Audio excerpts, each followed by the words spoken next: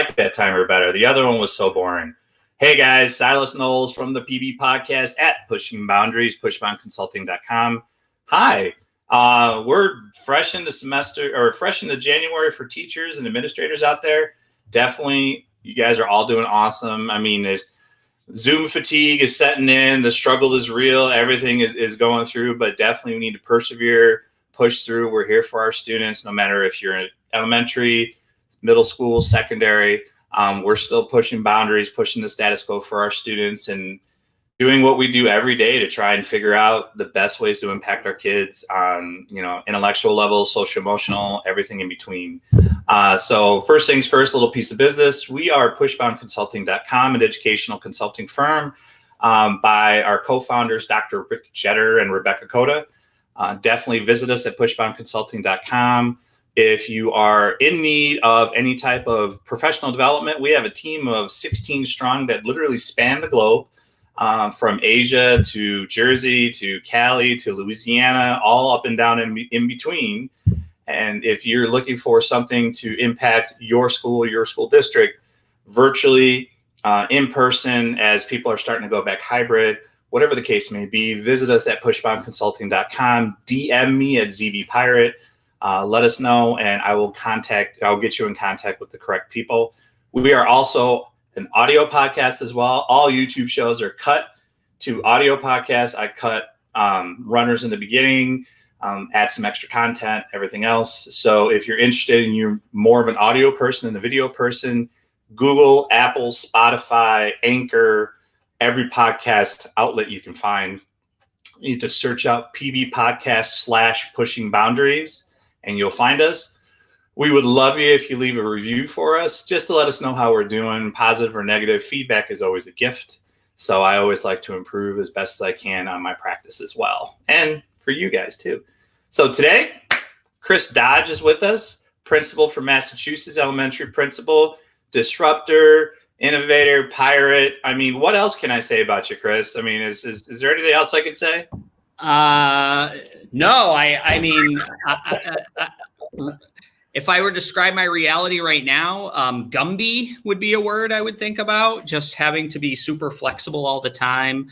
But yeah, I'm a super passionate principal out here in Massachusetts. We're in Central Mass, and I love that intro and just hearing how this is really important work, and I'm happy to lead it and be here. So thanks for having me. Appreciate it. Definitely appreciate having you. So first things first, we're off a break and we're right into January. How are you mentally, like, taking all this in and everything? We were talking a little bit before, but how are you mentally going into 2021 in education?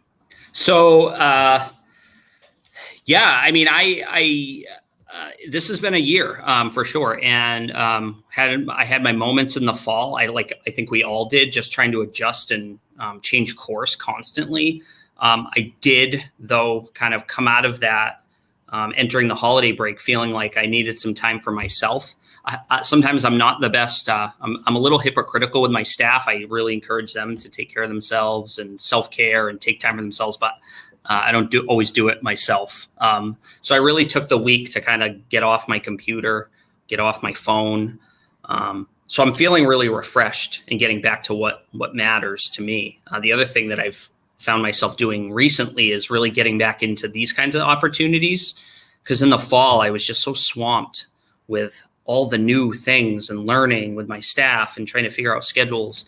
And I was losing kind of the things that really ignite me as an educator, which is professional development, blogging, just sharing the experience of my staff, because we were just so entrenched, that we couldn't see our way out. But I think I'm on the other side of it. At least I hope I am. And I'm hoping that, my staff see that too, but there's no bones about it. There was a time in the fall, like a lot of educators, we were just in the thick of things and just kind of trudging through it. And really, that's kind of how I would describe it. What do you think? What do you think coming out of 2020 and 2021 is the one thing besides flexibility, as you pointed out with the Gumby comment, which is great.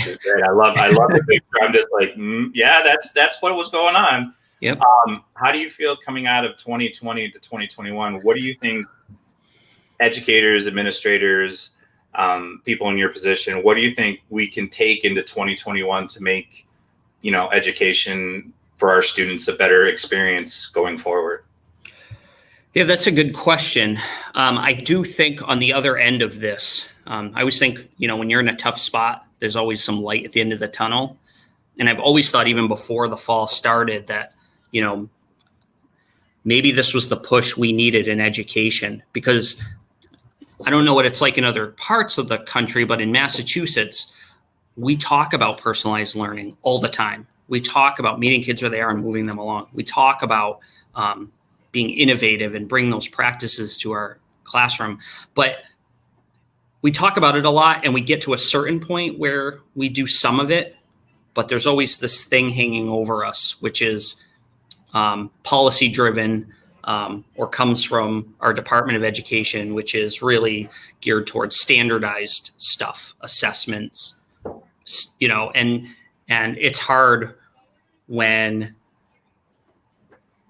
we want to do those things, but just can't in the current system. So I do think this has really allowed myself, my staff, to really think about engaging with every single student, thinking about who they are as individuals, but also thinking about where they are and how are we going to move them along. And the technology that we're learning. I'm sure it's the same in your world, where sometimes as a learner, you only learn things when the floor gets pulled out from underneath you and you have no other option, right? So I've been thinking about that with kids too. Like, sometimes as learners, we get to a certain point, but unless there's a real dire need or we see the need to learn something, we're always a little hesitant because it's risk. It's, I don't want to fail. But I think if nothing else, we're all in this place of just sheer vulnerability, and we're all learning. And I think that in itself is important for educators to be able to embrace kind of what this is, not try to be perfect, just be happy with the effort and the commitment that's going into this. So, a couple different things, like changing practice for sure. But more than that, I think as a culture in our school, it's really brought us together to really work together, because we have to, and we have to lean on each other, and we have to say, geez, you're really good at this. I need to learn from you, because we have no other choice, right? You may have been interested in learning about Google Classroom 3 years ago, but you never got there because, well, it's just always been a thing over here that was interesting, but you never had the need. Well, now you have the need. And so I think as adult learners, we've been brought to this place of there's no other way to do it. And that's okay. It doesn't mean it's easy, but it is okay. And I think we've learned a lot about our school culture amongst the adults through this time. I've never had a time where I've learned so much about microphones, camera. I've never had more of a time. And I'm sure you have that person in your school that's the ed tech person, that's the educational technology person that you go to. I happen to be one of them for my school. And the thing is everyone always comes by my classroom and they see my 3 screens and 2 cameras and microphone and everything else. They're just like, wow. I'm just like, well, the little Chromebook that we have doesn't really do the job. So you gotta, you gotta push it out there and everything. But it's, when it comes to, you were talking about professional development and everything, how do we level up things like professional development for our teachers to make sure that they're effective? Because I'll be honest, and I'm not going to say, I am wearing my school colors, but sometimes professional development is not the best in the world, but don't fire me. I'm just trying to be honest. Don't fire me. Sometimes it's not the best in the world. What can we do as a educational community, a PLC, if you will, to level up that PD and really make it effective for teachers? I think a lot of it is for principals and leaders to let go and offer, and whatever you expect of your staff to do with kids, you should be modeling for your staff. So if you're saying teachers should be differentiating, offering choice in their classroom, giving kids voice, choice, asking them what their goals are and what they want to do to improve. If we're going to personalize learning for kids, personalize the learning for the adults. I think too many times we're driven by this one-size-fits-all approach. And it's a little hypocritical, quite honestly, because just like a classroom, if I do a one-size-fits-all PD for staff, there's a small portion of the group that already has it, just like a classroom. There's a group in the middle that needs it and wants it. And then there's a group who needs it and wants it, but doesn't, or needs it, but doesn't want it. So, and I think that all comes back to, we don't ask the question, what do you need to learn? What's appropriate for you? What does success look like? What is your success criteria? I have a lot of thoughts about professional development, how we can do it better. And I think one of the things we have to do as leaders is let go a little bit and ask teachers, like, what do you need to learn to grow in your practice? Reflect with them. And how can I support that? Instead of saying, we all need this one thing and here you go.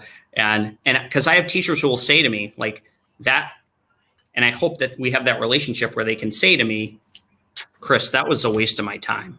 And I think that's another piece of it too, is we need to have that relationship or that culture where it's okay to say that, like, hey, that PD, I didn't need it. Because I was that teacher who I would sit through PD that I didn't need. And it would be frustrating because my time is valuable. And there's things I know I want to learn. I just need time to do it.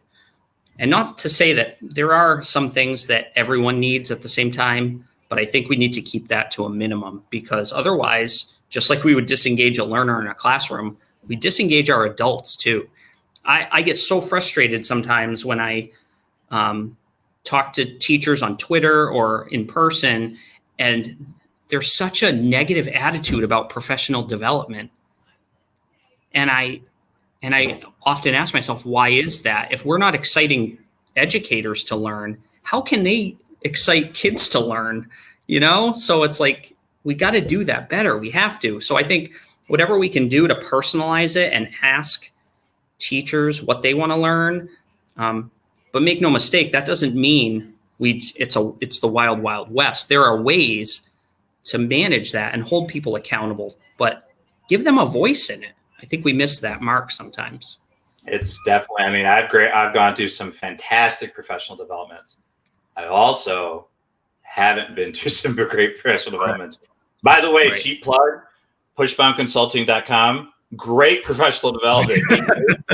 Sorry, I had an opportunity to plug that, but no, it's true though, because you go through, I'm an EL teacher, I'm a history teacher. Mm-hmm. So there's a variety of PDs I go to, and there are some that are very engaging. And then there are some that I want to bang my head against the wall, because it's like, did I choose this? I'm checking my email. Did I choose this? Why am I here? It's, so I definitely get you there, because it's just, I want more things that are going to be for me in the changing realm of things. So taking what we have now, especially, and changing it to, okay, what can be impactful for these guys moving forward?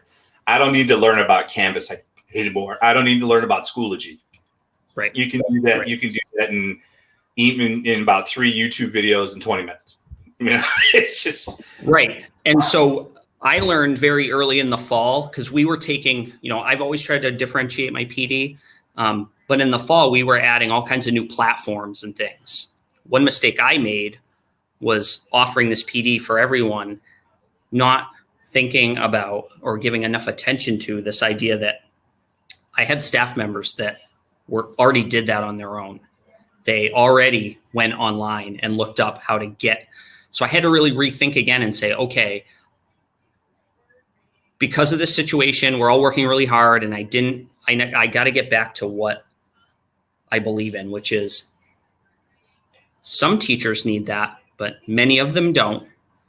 And I need to keep them engaged. And I think what I'm hearing you say too is, let's make sure whatever we offer, teachers can there's time built into that PD for teachers to work and take things that they can do the next day, right? So it can't be just like with kids, stand and deliver. It can't be all philosophical. I'm gonna give you a bunch of research and philosophy. Please do. Teachers, please do. Yeah, teachers want like, all right, I know this. Give me time to work on it, plan it, and I want to do something tomorrow. So like they want actionable professional development. Definitely. And Maureen, thank you for, I'll show you her comment once again because you were talking, but it's so obvious and frustrating, caught in the middle. I mean, definitely. I mean, it's great. It's a refreshing thought to know that there are administrators out there like yourself that will listen to their teachers. I'm been lucky to have an administrator now that listens to our teachers, about what we need and, tries to implement what we need versus some administrators I've had in the past in other schools that necessarily don't.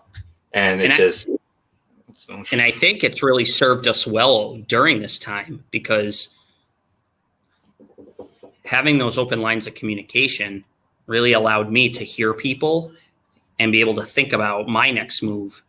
If we weren't talking or we didn't have that culture, that relationship, like Maureen said, it would be me giving PD that I think we need rather than having this dialogue of, Chris, I'm really struggling with this. Here's something that I think teachers, or just making the time for people to share. Like you said, you were the one doing all these things. People are wondering what that is, how to do it, but we don't give time for people to be able to actually sit with you and learn how do you make multiple screens? How does that work? We just sometimes expect teachers will know how to do it. And I think we have to make more time in our PD just for teachers to talk. And let's not assume that they are just going to do it. They are going to do it, but it's not going to be as meaningful. If you say to your staff, I'm giving you an hour today, let's just collaborate, and more of those things. We got another comment from Judy in multiple parts here, it looks like. So you really, this is very good. This is always very good stuff on you, sir.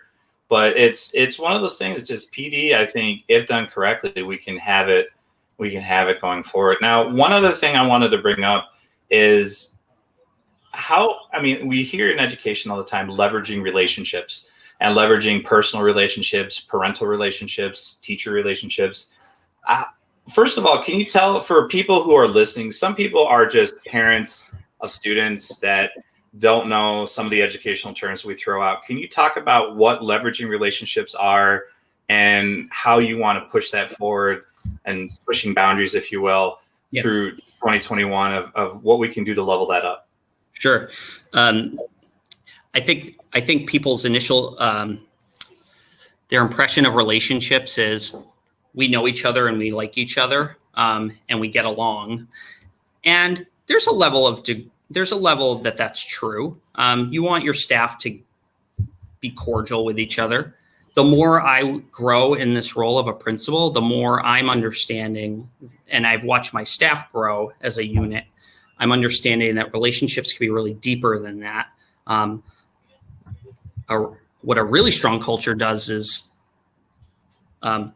leans on each other. And when times get tough, don't fall apart and don't, I feel like a strong culture sticks together and is able to have hard conversations, but honest conversations that's in a safe place.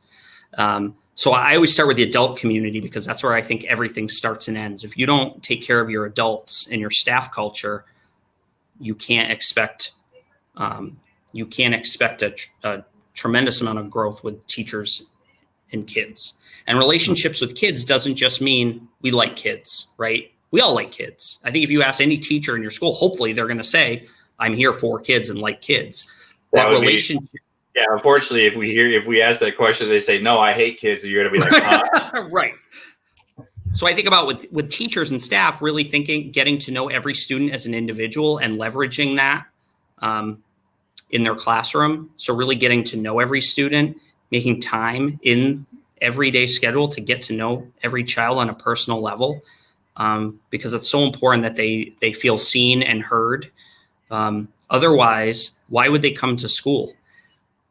In a remote setting, we've leveraged relationships to that end, because if a child doesn't feel like I need to show up to school today because Mr. Knowles needs to, it's important that I'm here. He expects me to be here, and it's important that I'm here because my voice is valued. Why would they show up?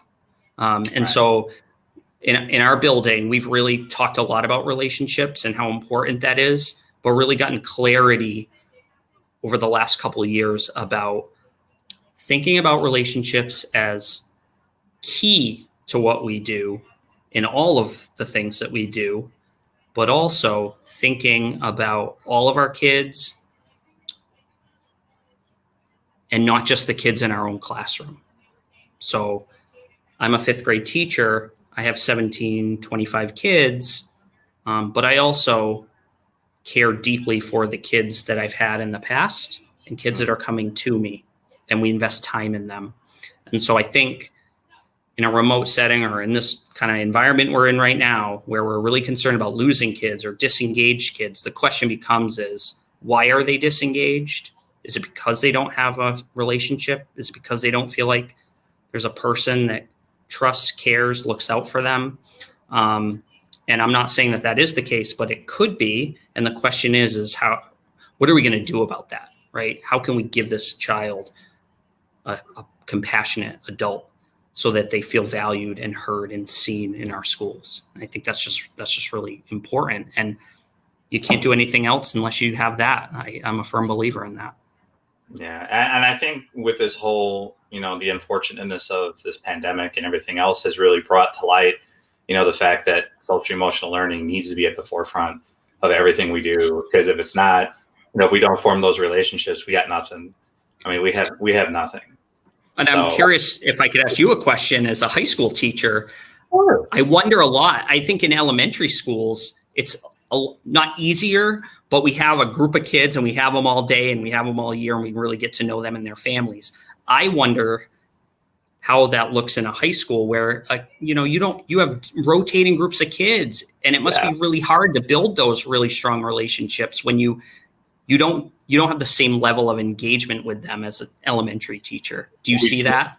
Yeah, definitely. I mean, I try, I've talked about it on here, but I've tried taking our Zoom calls and inviting kids during our office hours to do, I'm sure you've heard of the game Among Us, and, playing Among Us with 10, 15 kids, or inviting them into a Zoom room and setting up Minecraft or something that they can enjoy and talk to me with and engage and, look forward to every week, because I know they're not going to, some of them stay in their house 12, 15 hours a day, and, they're freshmen or sophomores, they don't have the opportunity to leave. And so to gain those relationships, it's more on my part, but I want to, because I want to make sure these kids succeed. If not, what am I doing? I think you bring up a good point. I think another thing we learned early on in the fall was we spent so much time thinking about learning on a Chromebook and getting in math, reading, morning meeting, and all the things that we typically do. What we failed to think about is, how do we mimic all the small moments in a child's day? The little conversations you have with a kid in the hallway, the time at snack where you're just talking about their pets, and those small moments for kids to do that. So I've seen classrooms kind of, we end at a certain time, they'll have hangout time for kids just to be in this setting, but just be able to just chat. I think that is something that we failed to recognize as important, but we realized very quickly how much we missed and how much kids missed, just opportunities to talk. And, you talk about social emotional learning. That's it. Being able to connect with other humans. And, we're starting, I think we're doing a better job now, but you won't ever mirror that, but you can at least try to mimic it in some way. And plus, just to be a kid, just to to talk to other kids. Nowadays it's just the phone. You just have your phone all day, but just talking to other children, either in the elementary or the high school level is just so important now. It's just, and that's the things that most educators I've seen. I have 4 girls, and I've seen their Zoom calls, and some of them get lectured to death. Some of them, they are engaging, and then some of them are just plain, just, what are you doing? It's just, and there's some that are good, some that are bad, and people are trying, but it's just if any educator out there who's listening and is still struggling, just keep trying. As long as you show up every day, and as long as you're there, the kids know you care. And it's all about them knowing that you're taking this. If you give them the feeling that you don't care, they will not care. It's just the way it is. It's just the way it is. Yeah. And I think just, if you have kids that you're worried about, they're not engaging. The question is, just try something small. Call that house, call that child, and just tell them that you miss them and see what happens. Right. And not that that's going to solve everything, but so many kids are out there right now who just are feeling lost and just want to know that they have someone out there, because it might not be someone in their home. Just making a phone call to say, hey, you haven't been here in a while. Can I help you? What do you need? And we should be doing that for families too, and not assuming that they have the tools, strategies, devices in hand to be able to make this happen. Look how hard it's been for teachers to learn. So we have to reach out to families and say, how's it going? How can we help? And so, and I think the other thing you just made me think of is saying to kids, how are you feeling right now? And being honest with kids about this, because they have feelings that they might not know they have or not have a place to share it. And so opening space in your classroom to say, how is this impacting you? Because it's impacting all of us. Right. And we can't pretend it's easy. We can't pretend. We just can't pretend anymore. We have to call it what it is. This is hard. This is really hard. And so we have to do it with all kids and our staff too. We can't pretend like we know what we're doing. And I tell my staff all the time, like, I'm the first one that will tell you, you ask me how to, I'll learn, I'll figure it out, and I'm learning with you, but I'll also tell you, I have no clue how to do that. Go talk to that person down the hall. So there's this really collaborative, not just between teachers, but between leaders and teachers too. We all have to come to this table saying, I didn't take a how to principal in a pandemic course in my master's degree. Hey, so that could be a book. That could be a book. I mean, I don't know if I'd be licensed to teach it either, but I certainly have. I have some things I've learned along the way. There you go. How to principal in a pandemic. That's a good. I think that's there you go. Title. Well, speaking of books, I mean, I'm allowed to speak on this very, very briefly. What chapter do you have, sir? I know you're in the 100th. Yeah, so the chapters got reshuffled. So I don't know what number it is now. It got the numbers got moved, but I did a chapter on stop coming into work sick or tired. Which I had to push myself, because I'm the principal who says that to my staff, but don't do it myself. So I had to really be honest with myself. And so it was kind of a reflective therapy. Like, I had to tell myself some hard things about my own work habits. Right. And so although I was like, I'm not qualified to write this because I don't do it myself, it did spark a lot of reflection on my own part and saying, wait a minute, why am I telling people to do this when I don't do it myself? And also to write that chapter during a pandemic. I mean, why you shouldn't come to school sick is pretty obvious, but I do think a lot of teachers are so driven and so care about their students and so feel like, what's going to happen if I'm not there today, that we forget to take care of ourselves. And I think this year has really shown us that we have to make time for ourselves. We have to draw clear boundaries. We have to take care of our families, because if we don't,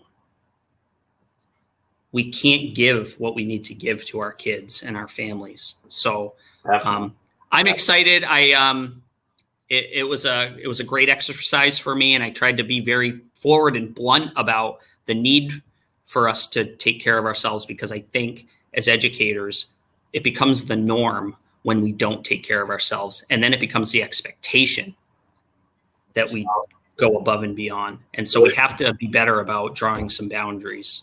With the 100 in mind, a lot of people are like, what are they talking about? Well, I could talk a little bit about it. I haven't been given the green light to fully open the floodgate, but Pushing Boundaries, pushboundconsulting.com, the biggest collaborative effort ever in an educational book is coming probably within the next 3 months. We'll see something in physical form. This is how quickly I could talk about it. That's it. That's all I can give you. That's the new cover, man. I'm really excited about it. Yeah, that's all I can give you, ladies and gentlemen. Yep. It's that fast. It's that fast. So I had chapter 2, and then Rebecca and Rick shuffled mine somewhere else. But I have don't be friends with your students. Stop being friends with your students. So it's definitely something that spoke to me, because that was the biggest mistake I made in my student teaching career, and I had to fix it really, really fast. So I'm like, hey, I could speak to that because I know exactly what that is. It's been so cool, the project. I mean, just the people that are in it, the 100 educators. I've just been so appreciative of just being included in it with all those people are in it. It's just been. Here's the thing. I'll even give you a little insight. I'll give you a number.